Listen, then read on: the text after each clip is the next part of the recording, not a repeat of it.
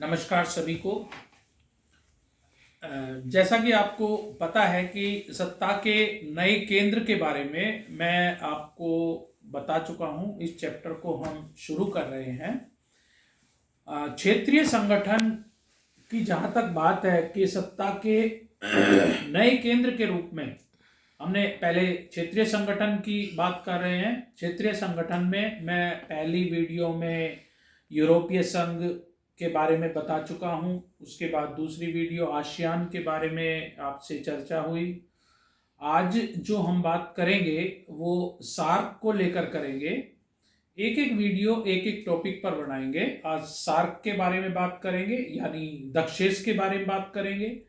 कल ब्रिक्स के बारे में बात करेंगे और फिर जो यूरोप सत्ता के नए केंद्र को, यानी बात करें हम, जैसा कि आप जानते हैं कि अमेरिका विश्व में एक ध्रुवीय शक्ति के रूप में उभर कर सामने आया था, तो उसको एक नए केंद्र के रूप में, उभरती शक्ति के रूप में राष्ट्रों की बात करें तो रूस के बारे में बात हम करेंगे।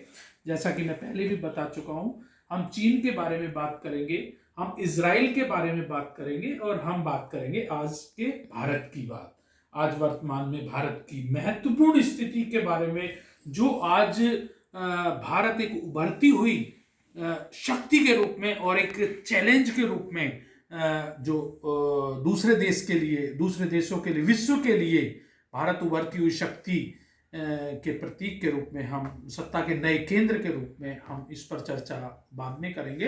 फिलहाल आज का जो हमारा टॉपिक है वो सार्क के बारे में है। जैसा कि सार्क की बात करें, जहां तक इससे पहले मैं भारत की बात कर रहा, तो भारत का हर चाहे वो आसियान की बात हो, चाहे वो ब्रिक्स की बात हो, चाहे वो सार्क की बात हो, या आज का भारत जो महत्वपूर्ण भूमिका अदा कर रहा है, चाहे वो कोरोना काल में भारत ने बहुत सहयोग किया और भारत ने सहयोग किया।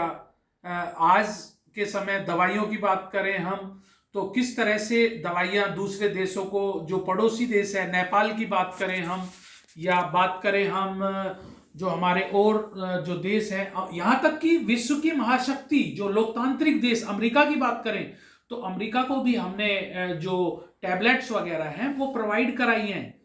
तो ये जो स्थिति है, आज हम बात कर रहे हैं कि किस तरह से जो भारत है, या आसियान की बात की है हमने। मैं सार्क के बारे में फिर दोबारा बता दूं कि क्योंकि हम अपने टॉपिक से अलग नहीं जाएंगे। आज का हमारा टॉपिक है सार्क, यानी दक्षेस। इसके बारे में आज हम जो बात करेंगे वो बात करेंगे कि सार्क क्या है, सार्क का पूरा नाम क्या है। बात करेंगे हम कि वर्तमान में अभी इसके कौन कौन से सदस्य देश हैं। बात करेंगे हम सार्क का मुख्य उद्देश्य, यानी दक्षेस का मुख्य उद्देश्य क्या है। बात करेंगे कि दक्षेस को सत्ता का केंद्र क्यों माना जाता है, सार्क को सत्ता का केंद्र क्यों माना जाता है, इस पर भी चर्चा करेंगे। और चर्चा करेंगे कि कहां तक यह कहना उचित होगा कि सार्क को सत्ता का केंद्र माना जाता है। इन सब पर चर्चा करते हुए हम अपनी बात को शुरू करते हैं, स्टार्ट करते हैं कि प्यारे बच्चों, जैसा कि आप सब जानते हैं, सार्क मीन्स SAARC, सार्क की फुल फॉर्म हो गई south Asian association regional cooperation. यानी इसका मतलब हुआ कि ये सभी को मिलाकर हम बात करें, south Asian association cooperation regional, यानी दक्षिण एशियाई क्षेत्रीय सहयोग संगठन।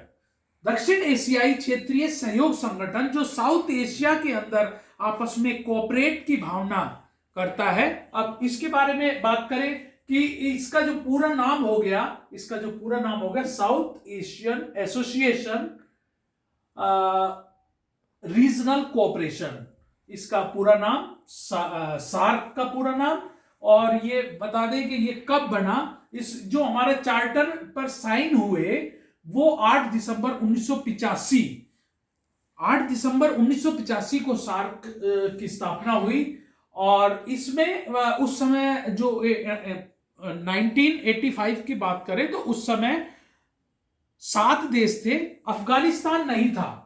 उस समय अफगानिस्तान नहीं था, लेकिन 2007 में अफगानिस्तान भी इसका सदस्य बन गया, सार्क का सदस्य बना। यानी वर्तमान में अभी जो सदस्य हैं सार्क में वो 8 है। हम वर्तमान की बात करें तो वर्तमान में सार्क के सदस्य 8 हैं। दक्षिण एशिया के 8 सदस्यों का महत्वपूर्ण संगठन है ये सार्क। सार्क क्या है? सार्क है दक्षिण एशिया के 8 सदस्यों का एक महत्वपूर्ण संगठन है, ऑर्गेनाइजेशन है, जो क्षेत्रीय सहयोग, आत्मनिर्भरता को बढ़ावा देता है। इसका जो मुख्य उद्देश्य है, लक्ष्य है, वो है हमारे क्षेत्रीय सहयोग करना, आत्मनिर्भरता को आत्मनिर्भरता, क्षेत्र में आत्मनिर्भरता, ये हमारा मुख्य उद्देश्य है, ध्येय है हमारा। हम इसी को आगे बढ़ाते हुए अगर हम ये कहें कि हमारा मुख्य उद्देश्य, ये ध्येय, ये वही चीज है कि आर्थिक विकास को तेज करना हमारा उद्देश्य। अपने क्षेत्र के अंदर हम किस तरह से अपने आर्थिक विकास को तेज करें, यानी अपने आर्थिक विकास को तेज करना, ये हमारा उद्देश्य है। क्षेत्र के लोगों के कल्याण के लिए काम करना, उसके वेलफेयर में काम करना, यानी जो क्षेत्र के लोग हैं, कौन से लोग, जो हमारे 8 देश हैं, उनमें 8 देशों में हम बात करेंगे भारत की, हम बात करेंगे पाकिस्तान की, हम बात करेंगे नेपाल की, हम बात करें श्रीलंका की, भूटान की, मालदीव की, बांग्लादेश की, अफगानिस्तान की, ये सभी जो हमारे 8 देश हैं, 8 देशों में क्षेत्र के लोगों के लिए वेलफेयर का काम करना, हमारे लोग जो है इस क्षेत्र के, उनके वेलफेयर के बारे में सोचना और आपसी सहयोग को बढ़ावा देना। हम किस तरह से अपने जो आर्थिक सहयोग है उस सहयोग को कैसे बढ़ाएं, हम इस पर फोकस करना, इस पर ध्यान देना, ये हमारा मुख्य उद्देश्य है। और हमारे जो टैक्स सिस्टम है, इजी टैक्स सिस्टम को लागू करना, ये हमारा इसका उद्देश्य सार्क का। अब थोड़ा सा ये भी जान ले कि जब सार्क की बात करते हैं तो इसका जो हेडक्वार्टर है, सचिवालय की बात करें तो इसका सचिवालय काठमांडू नेपाल में है। सचिवालय जो है नेपाल में है, काठमांडू में। और इसके जाहिर है कि सचिवालय की जब बात करेंगे तो इसका, इनके जो महासचिव है, उनके महासचिव का नाम है इसला विरांकू। इसला विरांकू 2020 में इनके महासचिव बने, इसला विरांकू। और हम बात कर लें कि ये सचिवालय और सचिव के बारे में बात हो गई। इनके क्षेत्रीय जो सहयोग संगठन है उसका मुख्य उद्देश्य क्या है? आपसी सहयोग के क्षेत्र में काम करना, यानी सामाजिक, आर्थिक, तकनीकी और सांस्कृतिक क्षेत्र में, यानी कि कृषि, ग्राम विकास, दूरसंचार, कला, संस्कृति और स्वास्थ्य मिशन के बारे में काम करना, इनका मुख्य आपसी सहयोग के क्षेत्र में काम करना, इनका मुख्य उद्देश्य हम माने कहेंगे।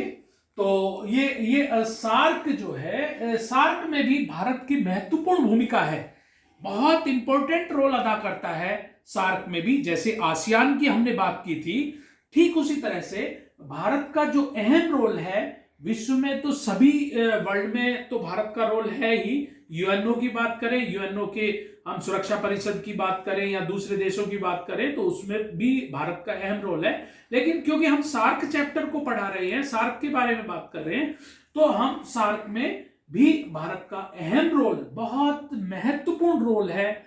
चाहे वो किसी भी मामले को लेकर हो, चाहे वो शांति स्थापित करने की बात हो, चाहे वो चिकित्सा के क्षेत्र में हो, प्राकृतिक आपदा की बात हो। नेपाल में जब प्राकृतिक आपदा आई तो भारत ने पूरा सहयोग किया। हम किसी भी मामले को लेकर, प्राकृतिक आपदा, कोरोना काल में देखो, और हर क्षेत्र में भारत का महत्वपूर्ण रोल रहता है।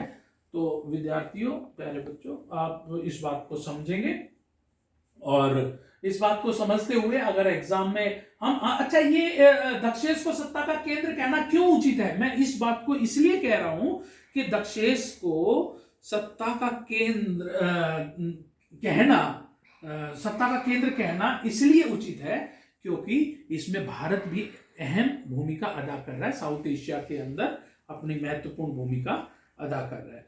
अब बात कर लें, इसमें ही छोटा सा बात करें कि साफ्टा की भी बात कर लें, हम थोड़ा साफ्टा के बारे में भी बता दें। साफ्टा यानी कई बार ये प्रश्न भी एग्जाम में ये बात हुई, बात थोड़ा सा साफ्टा की कर लें। इसमें ये सारी बातें हो गई और बात थोड़ा साफ्टा को देखें, थोड़ा ध्यान दें। साफ्टा यानी साफ्टा SAFTA, साफ्टा। साफ्टा क्या है? साफ्टा माने ये हो गया south Asian free trade area, south Asian free trade area. Free trade area यानी साफ्टा समझौते की अगर बात करें तो साफ्टा समझौता 6 जनवरी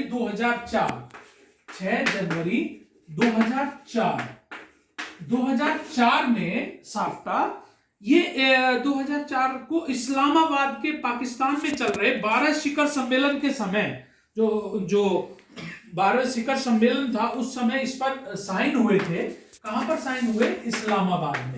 इस्लामाबाद में इस पर साइन हुए। कहां? पाकिस्तान में 12 शिखर सम्मेलन के समय हुए। और ये प्रभावी जो हुआ साफ्टा 1 जनवरी 2006, यानी 1 जनवरी 2006 को ये प्रभावी हुआ। क्या प्रभावी हुआ? साफ्टा की बात करें, फिर ध्यान रखें south Asian free trade area, इसके बारे में बात कर लें। ये प्रभावी हुआ, एग्रीमेंट जो था इस पर साइन हुए थे 6 जनवरी 2004 12वें समिट के समय इस्लामाबाद में। अब बात करें थोड़ा सा इसके बारे में, साफ्टा है क्या? साफ्टा क्या है? जैसे कि इससे पता लग रहा है कि साफ्टा से ही कि फ्री ट्रेड एरिया या एग्रीमेंट की बात करें, ये फ्री ट्रेड एग्रीमेंट यानी व्यापारिक समझौता है। ये क्या है? व्यापारिक समझौता, व्यापारिक एग्रीमेंट है, व्यापारिक समझौता है। ये व्यापार की सुगमता के लिए किया गया है कि ये जो देश है, जो 8 देश हैं, आपस में व्यापार अगर करना है तो उसकी सुगमता के लिए वो उसको इजी ट्रेड हो, जो इजी मामले में व्यापार जो हो बिल्कुल इजी तरीके से हो और सभी देशों को समान रूप से इसमें लाभ हो।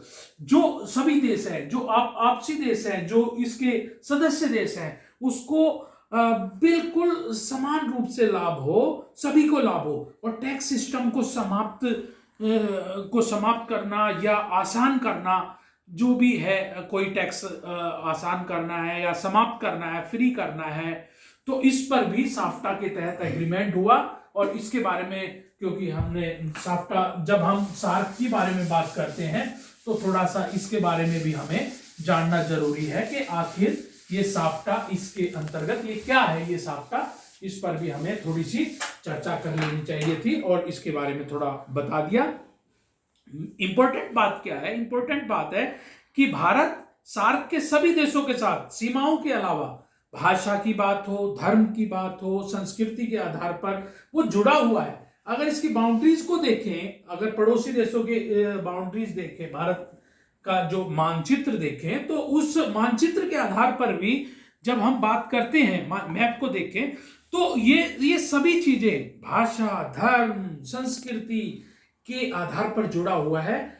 और जो हमारे आदरणीय प्रधानमंत्री जी भी जब 2004 में अपने शपथ ग्रहण समारोह में सार्क के राष्ट्र अध्यक्ष के रूप में भी हमारे माननीय प्रधानमंत्री जी को भी आमंत्रित किया गया था। आमंत्रण देने के समय भारत के लिए सार्क के महत्व को भी और स्पष्ट किया गया था, बताया गया था कि हमारा सार्क जो है इसका महत्व क्यों है, ये ज्यादा महत्वपूर्ण क्यों है। और आज के बदलते परिवेश में भी, आज के बदलते परिवेश में सत्ता के नए केंद्र के रूप में भारत का जो रोल है, इंडिया का रोल है, अहम हो जाता है, बहुत ज्यादा इंपॉर्टेंट हो जाता है आज के बदलते परिवेश में। तो इसके बारे में जो आपको मालूम होना चाहिए, इसके बारे में जानकारी आपको होना चाहिए। तो सार्क यानी दक्षेश के महत्व को बढ़ाने के लिए फिर एक बार बात करें कि व्यापार, शिक्षा, कला, चिकित्सा, पर्यटन जैसे जो क्षेत्र हैं उनमें बहुउद्देश्य वीजा प्रदान किया जाए। बहुउद्देश्य वीजा यानी जो वीजा है उसमें थोड़ा सा उनको जो हम ये बात करें मल्टीपर्पज वीजा होना चाहिए इन एरियाज में। मल्टीपर्पज वीजा सभी को, कोई व्यापार करना चाहे, शिक्षा के क्षेत्र में, कला के क्षेत्र में, पर्यटन के क्षेत्र में मल्टीपर्पज वीजा हो और सदस्य देशों के साथ व्यापार को प्राथमिकता दी जाए, जैसे कि फ्री ट्रेड एग्रीमेंट के तहत में हुआ। तो इस पर भी ध्यान देने की बात है, समझने की बात है। प्यारे बच्चों, दक्षेश के सामने ऐसा नहीं है कि दक्षेश की जो विशेषताएं हैं, आज हमारे सामने कुछ चैलेंज भी है। दक्षेश के सामने यानी सार्क के सामने कुछ चैलेंज हैं। चैलेंज क्या है प्यारे बच्चों? देखो कि बांग्लादेश और पाकिस्तान द्वारा आतंकवादी गतिविधियां करना, हमारे देश हमारे साथ है, ये सभी देशों के साथ सार्क में है, ये पाकिस्तान भी है, बांग्लादेश भी है।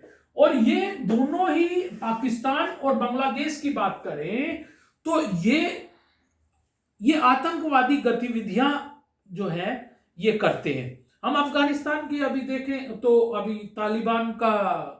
तालिबानियों का कब्जा है वहां पर अफगानिस्तान में। तो वैसे सार्क के देश हैं, लेकिन हम आतंकवाद के खिलाफ हैं। जैसे कि भारत सरकार पूरी कहती है कि भारत सरकार ही नहीं, हम माने कि हम आतंकवाद का पुरजोर विरोध करते हैं, पूरा भर्त्सना करते हैं हम आतंकवाद की। और इसके बारे में तो हमने काफी पहले भी यूएनओ में भी बार बार कहा कि हम आतंकवाद का विरोध करते हैं। हमने अमेरिका में भी कहा था, जिस समय हमने अमेरिका में कहा तो उस समय अमेरिका भी नहीं मान रहा था इस बात को कि आतंकवाद कोई चीज है। लेकिन जब अमेरिका पर खुद वर्ल्ड ट्रेड सेंटर और पेंटागन पर हमला हुआ तो अमेरिका को यह एहसास हो गया कि आतंकवाद बहुत बुरी चीज है। तो प्यारे बच्चों, ऐसा मेरा मानना है, जैसा कि हम मानते हैं कि आतंकवाद एक बुरी चीज है, लेकिन क्योंकि भारत, पाकिस्तान, नेपाल, श्रीलंका, भूटान, मालदीव, बांग्लादेश, अफगानिस्तान ये हमारे सार्क देश हैं, तो हमारे सामने एक बहुत बड़ा चैलेंज है। क्या हम पाकिस्तान के साथ मिलकर व्यापार करें? क्या हम अफगानिस्तान के साथ बांग्लादेश के साथ मिलकर व्यापार करें? क्या हम अफगानिस्तान के साथ मिलकर व्यापार करें? क्या करें, क्या ना करें? तो ये एक हमारे सामने बहुत बड़ा चैलेंज है। पाकिस्तान द्वारा समूचे क्षेत्र में भारत के विरुद्ध प्रचार करता है, सिक्योरिटी काउंसिल में प्रचार करता है, हर जगह जाकर ये पाकिस्तान भारत के विरुद्ध प्रचार करता है। और बहुआयामी मुद्दों की बजाय जो बहुआयामी मुद्दे हैं, एक बहुत बेहतरीन मुद्दे, हम शिक्षा की बात करें, हम पर्यावरण की बात करें, हम कला की बात करें, हम संस्कृति की बात करें, हम अगर बैक में जाएं, हम पीछे अपने बैक में जाएं, तो ऐसा नहीं है कि हमारी अच्छाई नहीं है। हमारे यदि हम पॉजिटिव सोचें, ये सभी देश पॉजिटिव सोचें, तो बहुत कुछ हमारे पास है, बहुत कुछ है अफगानिस्तान के पास, पाकिस्तान के पास, भारत के पास, बांग्लादेश के पास। तो हम पॉजिटिव सोचना चाहिए, द्विपक्षीय मुद्दों पर जोर देना।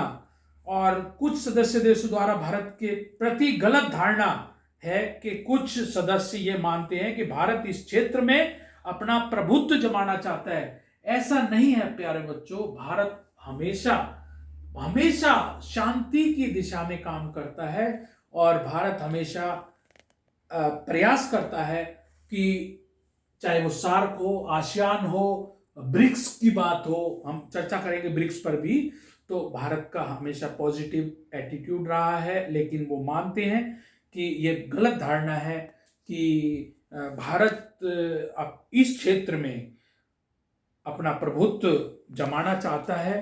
तो ये भी एक बहुत बड़ा ये गलत धारणा है, ये समाप्त होनी चाहिए, ये उनके सोच में परिवर्तन होना चाहिए। और विकास परियोजनाओं के लिए वित्तीय सहायता जो अप्रैल 2010 में, जैसे कि मैंने आपको बताया कि ये भी समय समय पर प्राकृतिक आपदा आती है, भूखमरी से लड़ना 1987 में, 2004 में, 2007 में, 2013 में, ये समय समय पर वो देते रहे हैं। और बात करें ये कि हिंद महासागर का सामरिक महत्व भी बढ़ जाता है, इस पर भी थोड़ा सा, क्योंकि ये सार्क एक ऐसा मंच है, सार्क एक ऐसी जगह है जहाँ पर दक्षिण एशिया के सभी लोग मिलकर विश्वास और मित्रता की भावना से काम करते हैं और इस क्षेत्र में भी अच्छा काम करेंगे। तो मैं आपसे यही कहना चाहूँगा कि सार्क के बारे में जो मैंने अभी बताया, दक्षेस के बारे में जो बताया कि कैसे सत्ता के नए केंद्र के रूप में दक्षेस का एक महत्व है, दक्षेस यानी सार्क का महत्व है, और क्या चुनौतियां हैं, उद्देश्य, चुनौतियां, इसका मतलब, साफ्टा के बारे में बात हुई। साफ्टा क्या है, साफ्टा की फुल फॉर्म क्या है, कई बार एग्जाम में पूछ लेते हैं कि साफ्टा की फुल फॉर्म बताइए, सार्क की फुल फॉर्म बताइए, ये भी एग्जाम में आ जाता है। तो हमें नॉलेज होनी चाहिए अपने ज्ञान के लिए भी, अपनी जानकारी के लिए भी, कि साफ्टा की फुल फॉर्म या सार्क की फुल फॉर्म या इनकी स्थापना कब हुई, कहाँ पर हुई, ये सारी चीज़ें आपको जानकारी होनी चाहिए। और क्योंकि सार्क के बारे में थोड़ा इसकी बात मैं जैसे कह रहा कि सत्ता का केंद्र के रूप में भारत भी, क्योंकि परमाणु शक्ति संपन्न देश है, और ये सार्क में महत्वपूर्ण भूमिका, सार्क देशों में महत्वपूर्ण भूमिका निभा सकता है, अदा कर सकता है।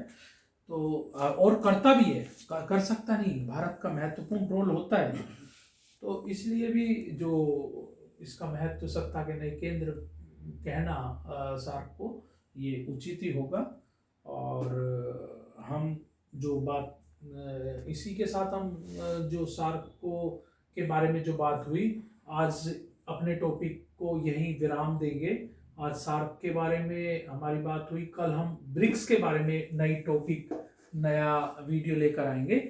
और आज सार्क को इस तरह से हम धीरे धीरे अपनी समाप्ति की ओर है। अगर कोई किसी प्रकार की त्रुटि हो, कोई गलती हुई हो, या मेरे बोलने में, मेरे कहने में, या मेरी भाषा को समझने में किसी प्रकार की त्रुटि हो, गलती हो, तो मैं माफ़ी चाहूँगा, क्षमा चाहूँगा। उस त्रुटि को नेक्स्ट टाइम, नेक्स्ट वीडियो में कोशिश करूँगा कि उसमें कुछ संशोधन किया जाए। मेरा उद्देश्य सिर्फ और सिर्फ विद्यार्थियों के हित के लिए, बच्चों के हित के लिए, मेरा उद्देश्य किसी प्रकार का आर्थिक लाभ प्राप्त करना नहीं है। मेरा उद्देश्य मात्र और मात्र, सिर्फ और सिर्फ मेरा एक ही उद्देश्य है कि कोई भी एक भी चीज़ अगर बच्चों को मेरी समझ में आ जाए, या कोई समझने की कोशिश करें, मैं कुछ जो बताना चाहता हूँ वो समझ लें, तो मैं समझूंगा कि मैं अपने कार्य में